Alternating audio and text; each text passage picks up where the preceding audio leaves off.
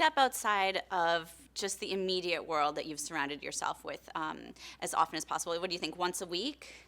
Our off season was so short. We had an off season of about 2 months, and 2 weeks of those a couple of months was toward time with your family. But then you get straight into training because the off season is really where you set the foundation for the new year. So some of the hardest training was done during the months of November, December. So you knew you had those 10 days to 2 weeks to really unwind, to take care of maybe the sponsorship days that you have, or maybe go on a short vacation with your friends or your parents, or whichever you may choose. But then it was all back to work. So it was a very critical schedule. There was not a lot of loopholes. If you lose, the bad news is you lose early, but you have more time occasionally, maybe to take a little more time for yourself. Absolutely. I wanted to talk to you more about design, which is something you just mentioned. Also, one of your passions. I hear you have an interesting new project in the works.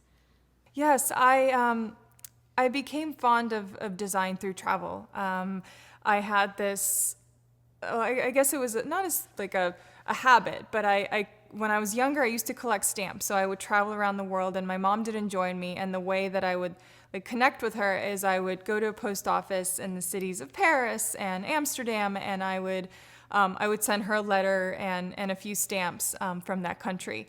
And little by little, I was like, okay, well, that's not cool anymore. I don't want to collect stamps. So I started taking photographs of Frank Gehry buildings because I was so attracted to the look and how different they were. And they were, mostly set against like old architecture. And there's something so fresh and different about them. And so I would take photos and share them with that. And through those travels, I just had this passion for design.